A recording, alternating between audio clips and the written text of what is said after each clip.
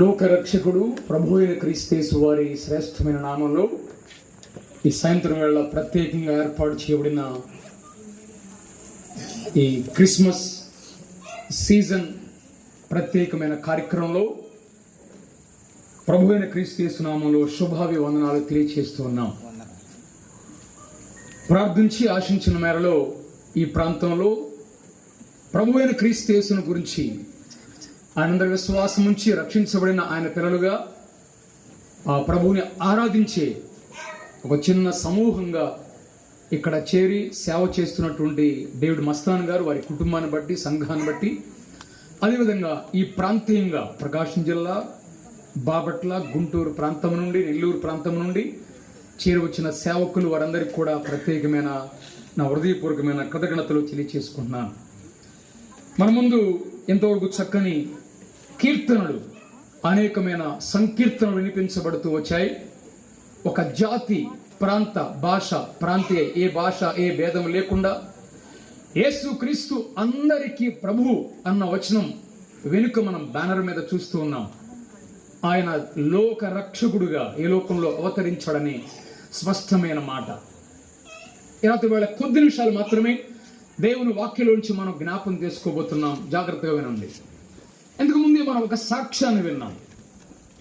దేవుని వాక్యంలో ఒక విషయాన్ని మనం నమ్మాలి అంటే ఇద్దరు లేక ముగ్గురు సాక్షులు ఉండాలని దైవ గ్రంథాన్ని బైబిల్ తెలియచేస్తా ఉంది. అంటే ఒక సజీవమైన సాక్ష్యాన్ని మనం విన్నాం. 5 రాత్రి వేళ ప్రభు అయిన క్రీస్తు యేసు యొక్క జీవితం, ఆయన జీవితం ఒక చరిత్రాత్మకం అనే అంశాన్ని సాక్ష్యాల రూపంలో మనం వినబోతున్నాం. అందుకనే యేసు ప్రభు వారి జీవితాన్ని గురించి చెప్పినప్పుడు ఒక ఆయన ఈ విధంగా చెప్పాడు: హిస్టరీ ఈజ్ హిస్టోరియన్. చరిత్ర ఆయన చరిత్ర, చరిత్రకు ఆధారమైన వాడు, చరిత్రకు మూలమైన వాడు ప్రభు అయిన యేసు క్రీస్తు ప్రభువారు. యేసు క్రీస్తు జీవితం అనేది ఒక కథ కాదు, అది ఒక కథనం. It is not a story, it is a history. ఈరోజు యేసు ప్రభు యొక్క ఆయన లోకానికి అవతరించుడు వలన fears and years or changed అన్నాడు ఒక ఆయన. భయాలు, క్యాలెండర్లు మారిపోయాయి. యేసు ప్రభు జన్మించడం ద్వారా ఈ లోకంలో ఆయన ఒక ఉద్దేశపూర్వకంగా ఈ లోకంలో ఆయన జన్మం ప్రత్యేకమైనగా దేవుని వాక్యంలో చెప్పబడింది. ఈ రాత్రి రండి దేవుని వాక్యం నుంచి ఒక భాగాన్ని మనం చదువుకుందాం. లూకా సువార్త 2వ అధ్యాయం మొదటి 7 వచనాలు నేను చదువుతున్నాను. జాగ్రత్తగా బైబిల్ ఉన్న వారు తెర చూడండి, లేని వారు జాగ్రత్తగా మనం వినడానికి ప్రయత్నం చేద్దాం. లూకా సువార్త 2వ అధ్యాయం మొదటి కొన్ని వచనాలు చదువుతున్నాను. ఆ దినములలో సర్వలోకమునకు ప్రజాసంఖ్య వ్రాయవలని కైసరు ఔగుస్తు వలన ఆజ్ఞాయను. ఇది క్రేనియా సిరియా దేశమునకు అధిపతి ఉన్నప్పుడు జరిగిన మొదటి ప్రజాసంఖ్య.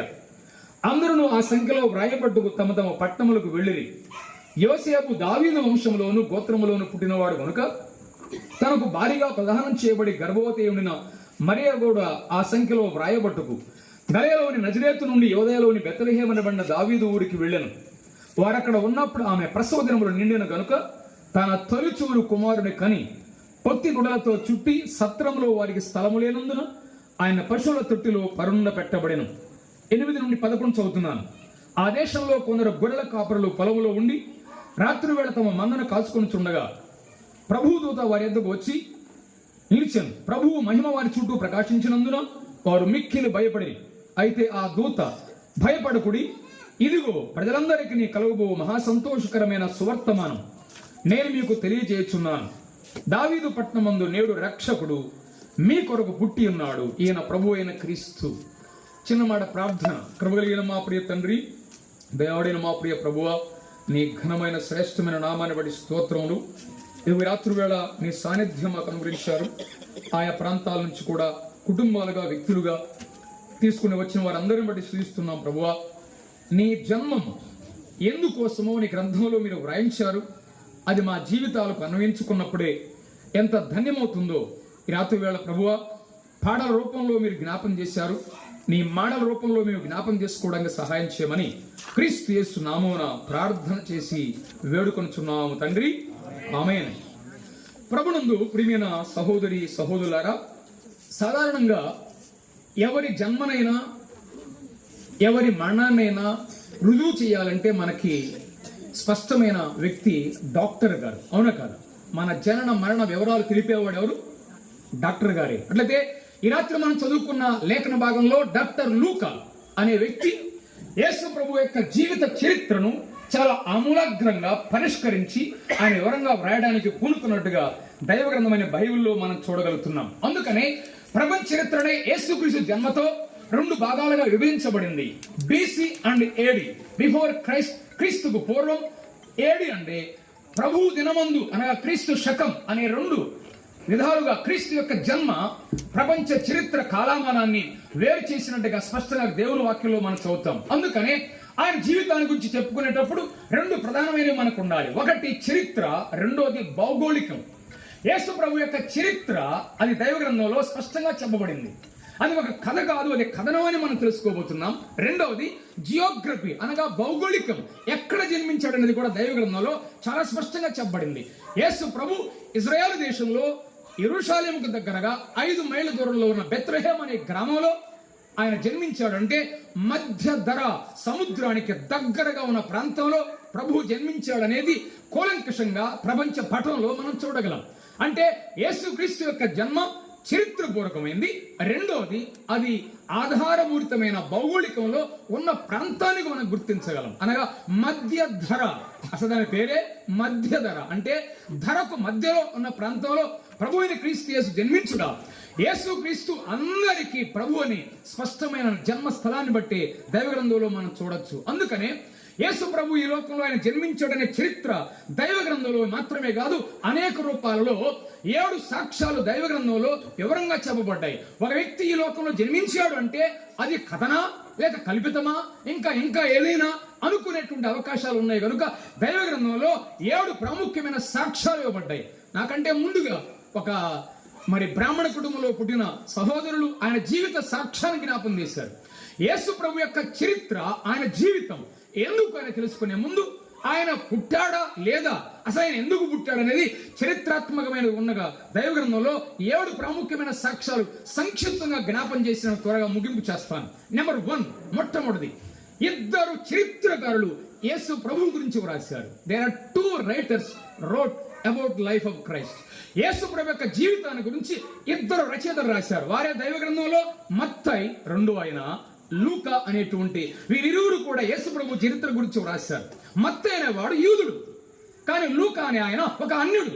కానీ వారిద్దరూ కలిసి అంటే యూదుల సాక్ష్యం, అన్యుల సాక్ష్యం యేసు క్రీస్తు ఈ లోకంలో జన్మించాడని, పుట్టాడని సంగతి స్పష్టంగా చెప్పాడు. అంటే మత్తయి అనేవాడు ఒకప్పుడు ఆయన యూదులలో ట్యాక్స్ కలెక్టర్ అనగా పన్ను వసూలు చేసేవాడు.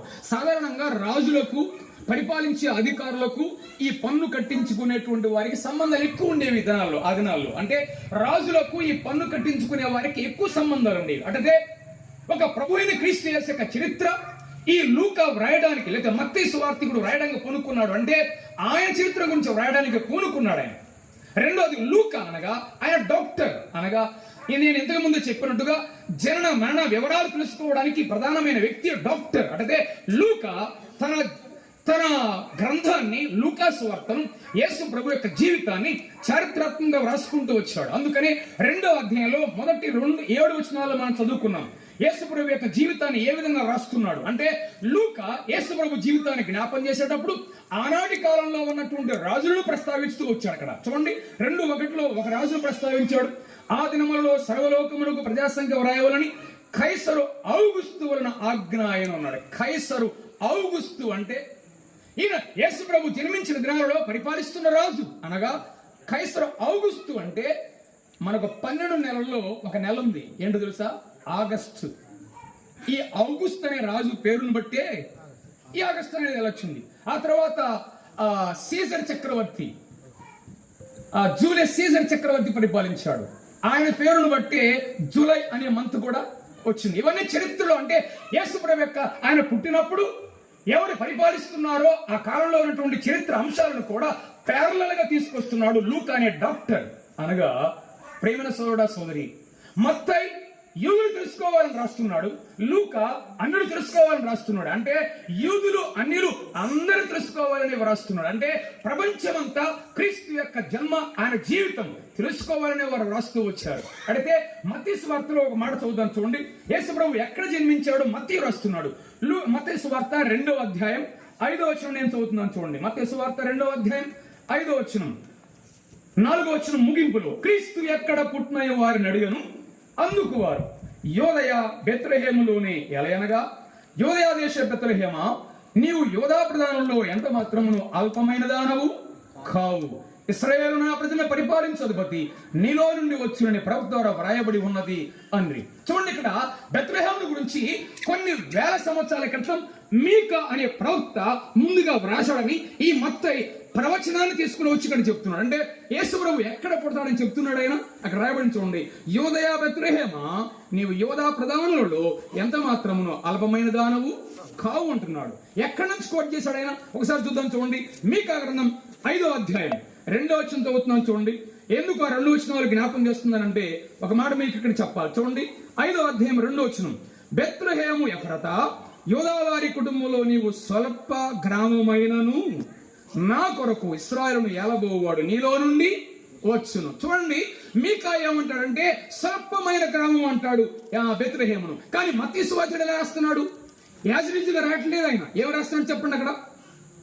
నీవు యోధా ప్రధానంలో ఎంత మాత్రమును అల్పమైన దానము కాదు అన్నాడు. మీకా ప్రవక్త అయితే నీవు స్వల్పమైన గ్రామము, నీలో నుండి ప్రభు అయిన క్రీస్తు యేసు వస్తాడు అని ఆయన చెప్పాడు. కానీ మత్తయి దాన్ని కోట్ చేస్తూ అలానే రాయలేదు. ఏంటి, ప్రవచనాన్ని ప్రవచనంగా చక్కగా రాయాలి కదా, మరి ఈయన మార్చి రాస్తున్నాడు ఏంటి? చూడండి, మత్తయి సువార్త రాస్తాడు, నీవు ఎంత మాత్రమును అల్పమైన దానవు కాదన్నాడు. వినండి జాగ్రత్తగా, 2 ఒకటే. యేసుక్రీస్తు జన్మించక ముందు ఆయన రాశాడు ఏమని? బెత్లెహేము ఎలాంటిది? యేసుక్రీస్తు పుట్టక ముందు ఆ గ్రామం ఎలాంటిది?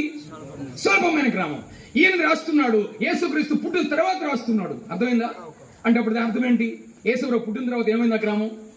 స్వల్పమైన దానవు కావు అని అర్థం. అనగా క్రీస్తు జన్మించడానికి ముందు, క్రీస్తు జన్మించిన తరువాత ఆ గ్రామానికి వచ్చిన మార్పు చూడండి. ఈనాడు కూడా ఒక వ్యక్తి ప్రభు అయిన క్రీస్తు యేసునందు విశ్వాసం నుంచి రక్షించబడితే వచ్చే తేడా ఇదే.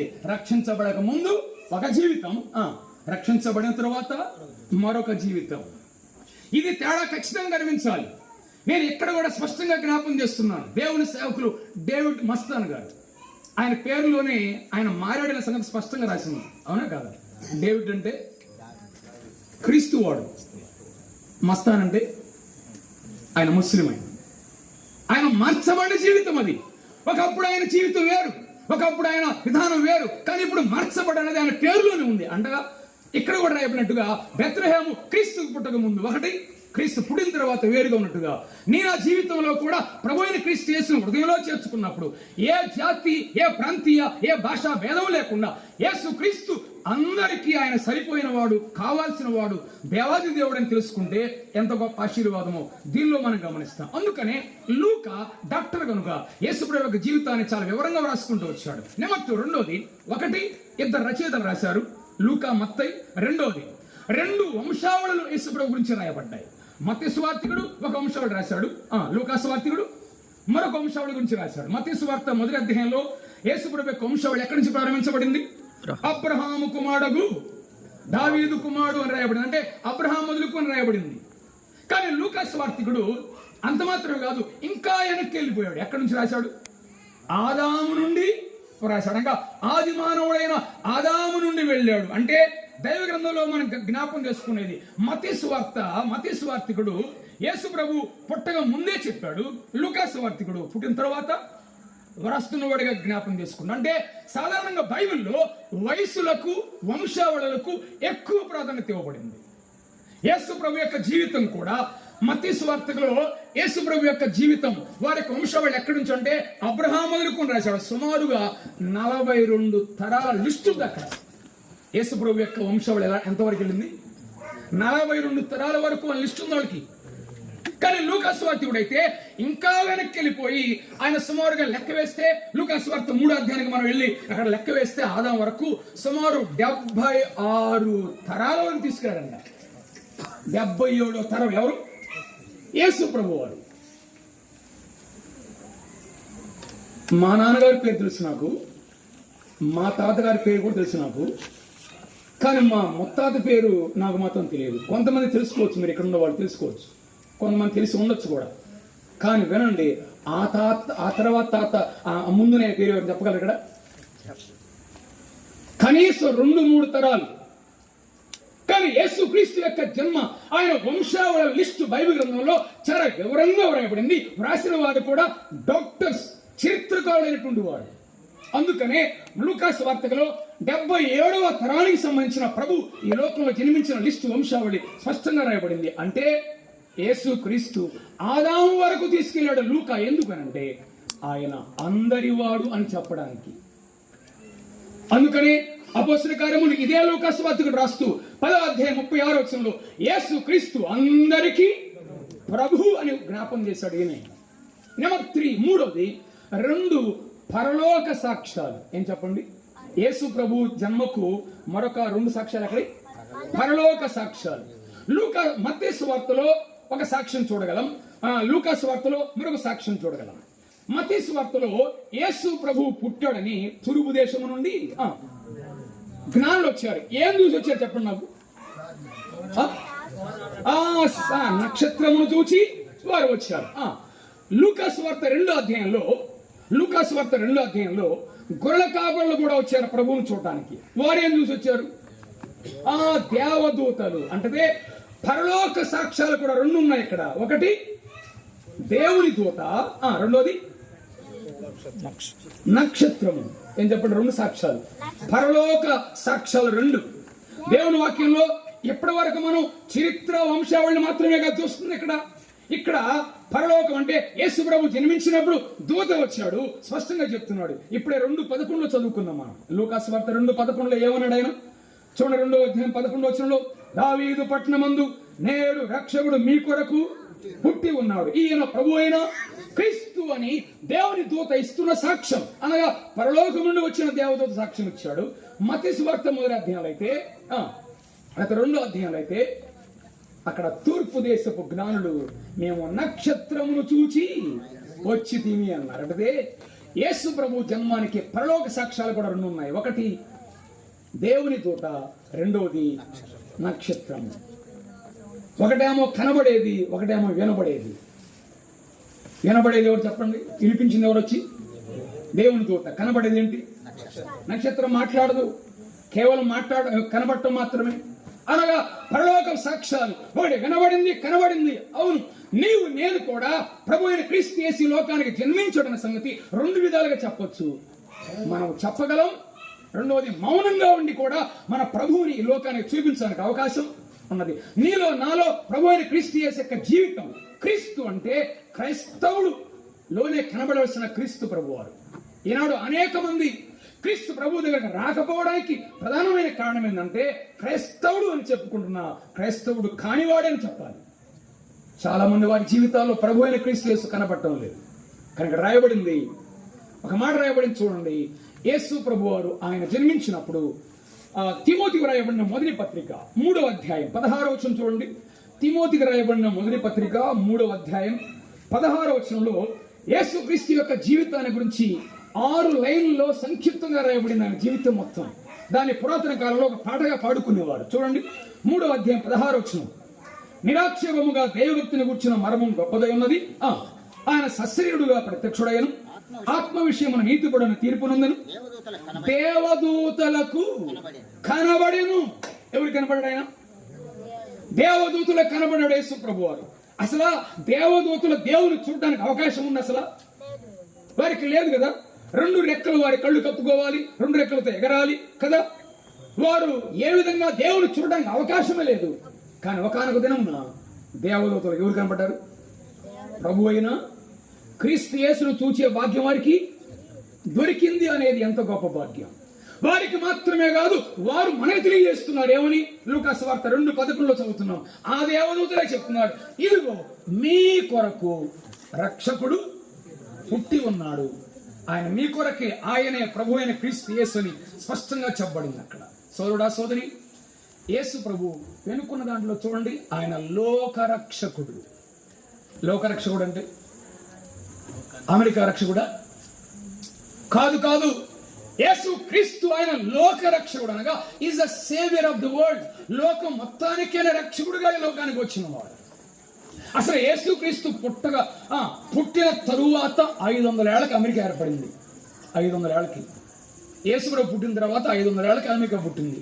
కానీ ఈరోజు చాలా మంది ఊరకనే మాట ఏంటిది, తెలుసుకోకుండా మాట్లాడేది ఏంటి, అమెరికా దేవుడు, అమెరికా దేవుడు. ఎందుకన్నారో కూడా తెలుసా?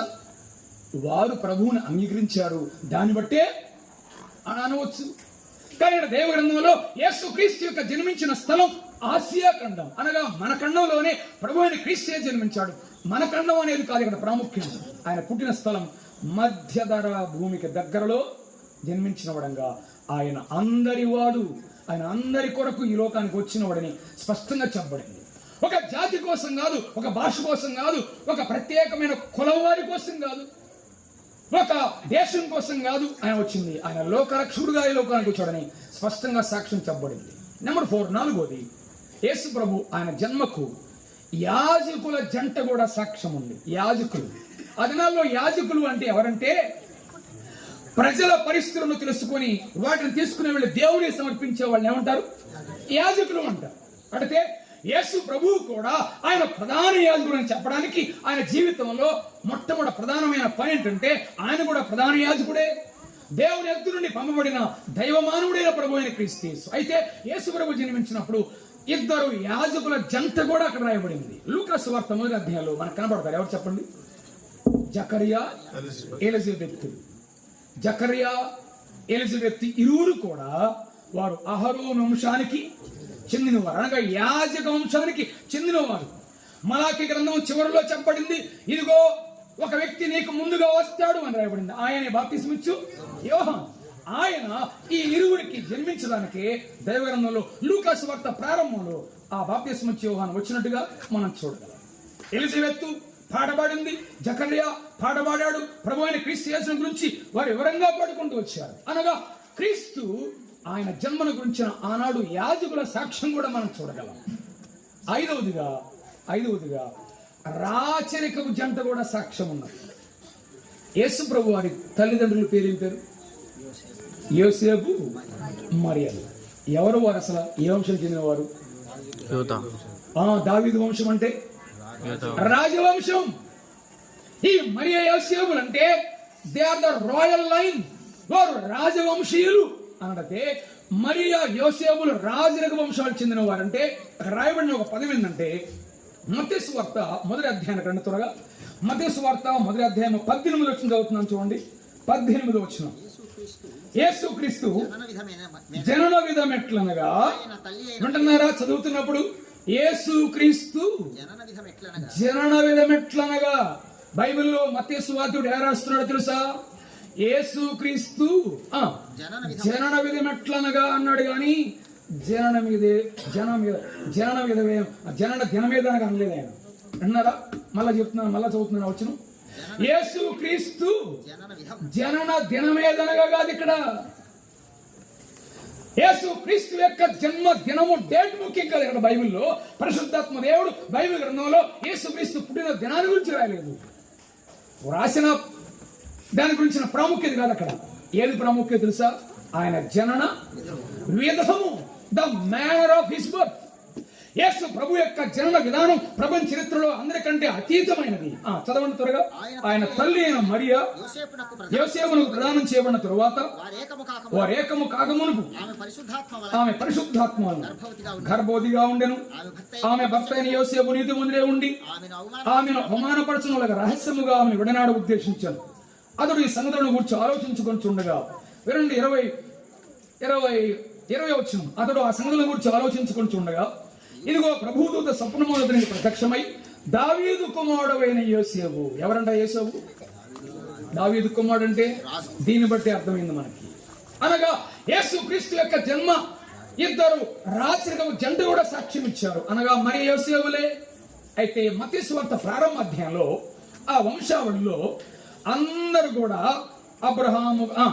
అబ్రహాముకు ఇసాకు పుట్టెను ఎన్ని రాయబడిన చూడండి.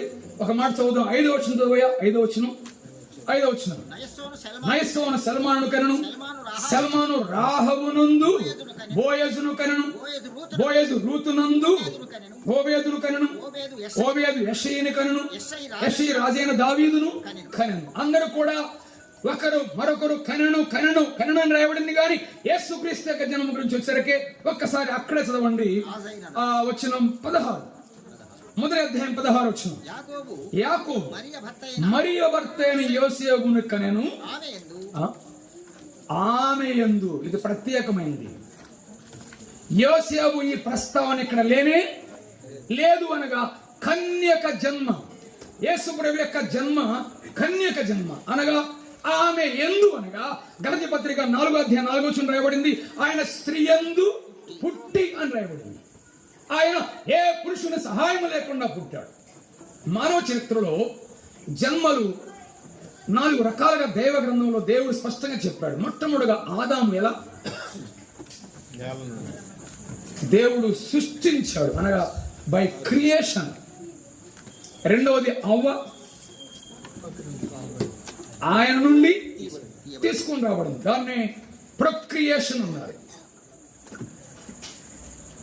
తరువాత మన జన్మ జనరేషన్, ఒకరి తర్వాత ఒకరు. కానీ యేసు ప్రభు యొక్క జన్మ ఇన్కార్నేషన్, అదే అవతారం. ఆయన స్త్రీ యందు జన్మించాడు. ఆయన ఈ లోకానికి స్త్రీ యందు జన్మించిన వాడు, ఏ సహాయం లేకుండా పరిశుద్ధుడుగా ఈ లోకంలో జన్మించిన వాడు. ఆయన జన్మకు రాచరికము సాక్ష్యం చెప్పబడింది. అనగా ఆయన రాజుల వంశంలో పుట్టాడంటే ఆయన రాజులకు రాజుగా ఉండబోతున్నాడనే సంగతిని జ్ఞాపం చేయడానికి ముందు యాజకుల వంశం సాక్ష్యం ఇచ్చారు. అనగా ప్రధాన యాజకుడు ఇప్పుడు రాజుల వంశంలో పుట్టాడంటే ఆయన రాజుగా రాబోతున్నాడు ఒకరోజు. 5వది లేక 6వది ప్రవక్తల జంట సాక్ష్యాలు కూడా ఉన్నాయి. యేసు ప్రభు జన్మించినప్పుడు 2వ అధ్యాయం లూకాసు వార్తలో అక్కడ ఇద్దరు జంట కనబడుతున్నారు. వారిద్దరు భార్యాభర్తలు కాదు. కానీ ఆయన చెప్పండి, ఎవరు? సుమియోను. ఆయన ఏమన్నాడు? ఆయనకు ప్రవచనం పలికాడు. ఆ తర్వాత అన్న అనే ప్రవక్తని కూడా అక్కడే ఉంది లూకాసు వార్తలో. ఒక మాట చదువుదాం చూడండి. సుమియోను అనేటువంటి ప్రవక్త వృద్ధాప్యంలో ఉన్నాడు. యేసు ప్రభు జన్మించినప్పుడు దేవాలయంలోకి వచ్చాడు. ఆయన ఎత్తుకున్నాడు. యేసు ప్రభుని ఎత్తుకొని ఏం పాడుతున్నాడు చూడండి, ఏం మాట్లాడుతున్నాడు. లూకాసు వార్త 2వ అధ్యాయం 27 చదువుతున్నాను. అంతటా ధర్మశాస్త్ర పద్ధతి చొప్పున ఆయన విషయమే జరిగించుటకు తల్లిదండ్రులు శిశువైన యేసును దేవాలయంలో తీసుకుని వచ్చినప్పుడు అతడు తన చేతులలో ఆయన ఎత్తుకొని దేవుని స్తుతించు ఇట్లనెను, నాథా, ఇప్పుడు నీ మాట చొప్పున సమాధానంతో నీ దాసుని పోనిచున్నావు. వినండి, అన్యజనులకు నిన్ను బయలుపరచుటకు వెలుగుగాను నీ ప్రజలైన ఇశ్రాయేలుకు మహిమగాను నీవు సకల ప్రజల ఎదుట సిద్ధపరిచిన నీ రక్షణ నేను కనులారా చూచితిని. చూడండి, యూదుడైన సుమియోను అనే ప్రవక్త ఆయన ఒక ప్రవచనం పలుకుతున్నాడు. అయ్యా, ఇదిగో నేను నిన్ను చూచాను, చాలు, నా జీవితం ధన్యమైంది అంటూ ఎందుకు యేసుక్రీస్తు పుట్టాడో ఆయన ఒక మాట జ్ఞాపం చేస్తున్నాడు. అక్కడ ఏమంటో తెలుసా?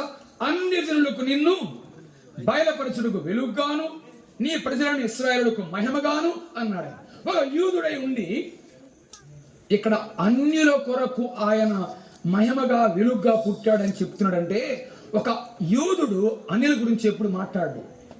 కానీ సుమియోను అనేటువంటి ప్రవక్త ఎవరి గురించి ప్రస్తావించాడు? ఇక్కడ అన్యుల గురించి ప్రస్తావించాడు. అంటే దేవుని వాక్యంలో మనం గమనించేది కనండి, సుమియోను గాని ప్రవక్తని గాని వారిద్దరు కూడా ఆయన కూడా కనిపెడుతున్న ప్రవక్తలుగా వారు ఉన్నారు. వారు వృద్ధాప్యంలో ఉన్నారు.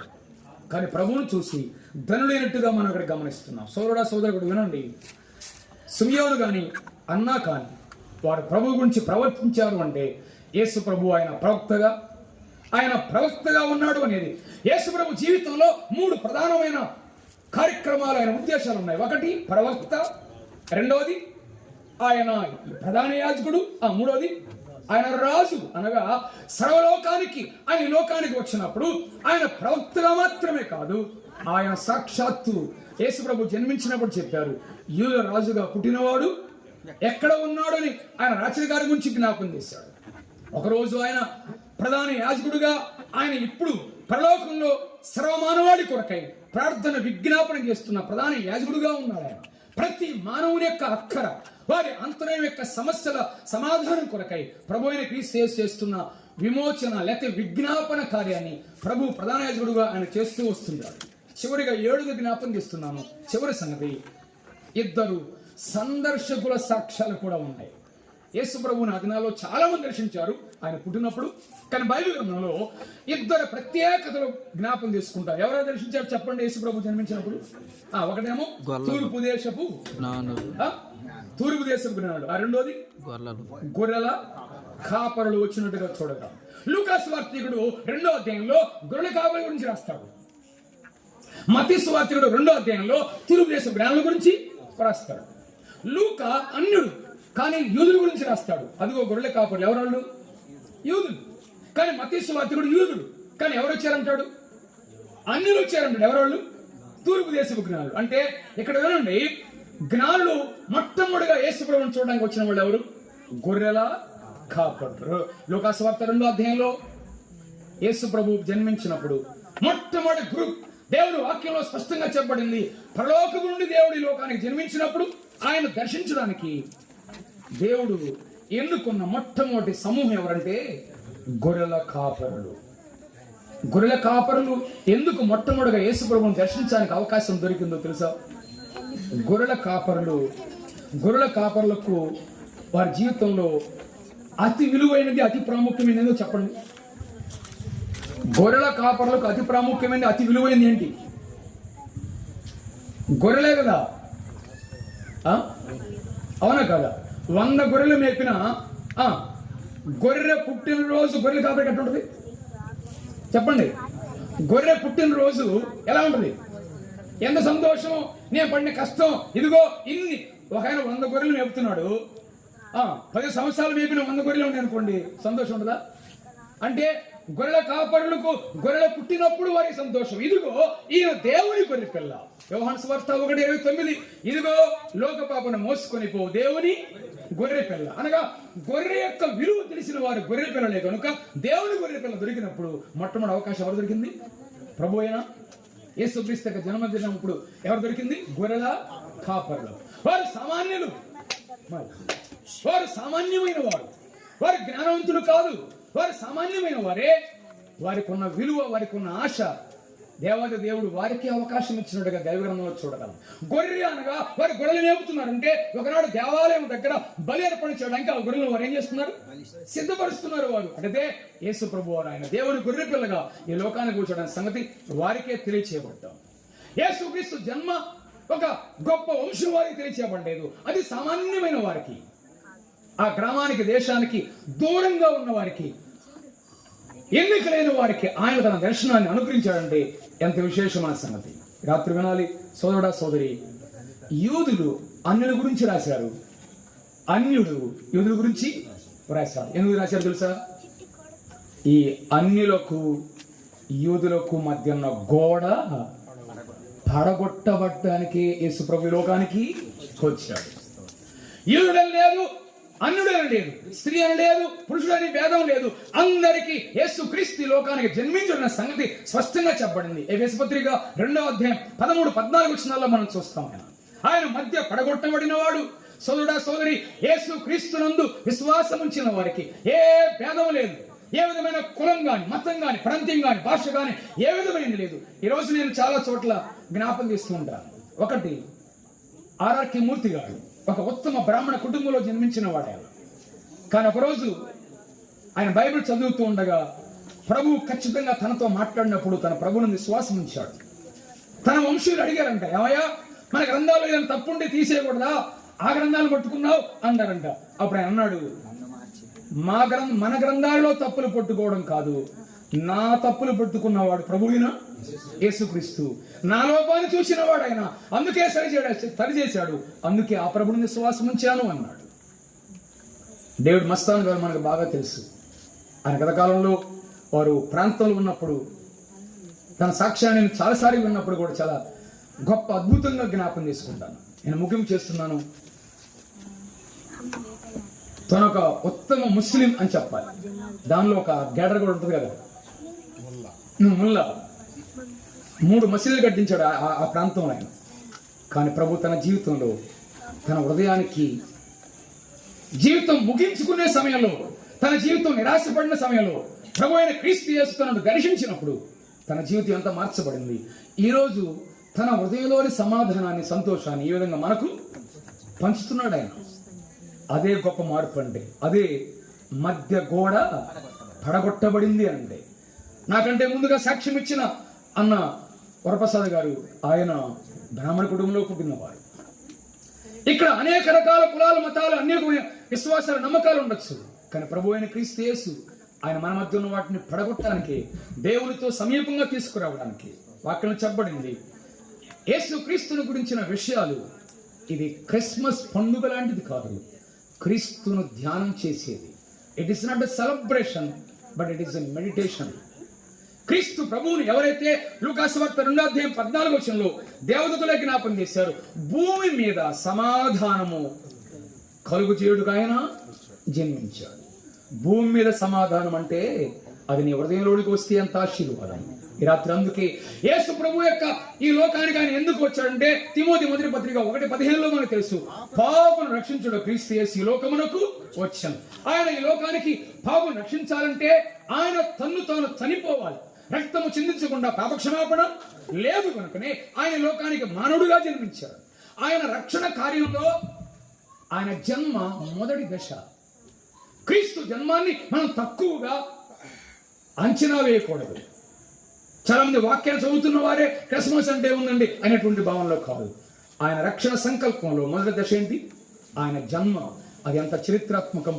అది నీ జీవితంలోకి వస్తే నువ్వు ప్రభువు నుండి శ్వాసం ఉంచి నిజమైన హృదయంలో, గృహంలో, నీ జీవితంలో, నీ కుటుంబంలో సమాధానం ప్రభువు అనుగ్రహిస్తాడు. అట్టి ప్రభు నుండి శ్వాసం ఉంచి రక్షణ పొందాలని ప్రేమపూర్వకంగా మనస్సు చేస్తూ ముగిస్తున్నాం. తల ఉంచుదాం, ప్రార్థన చేద్దాం.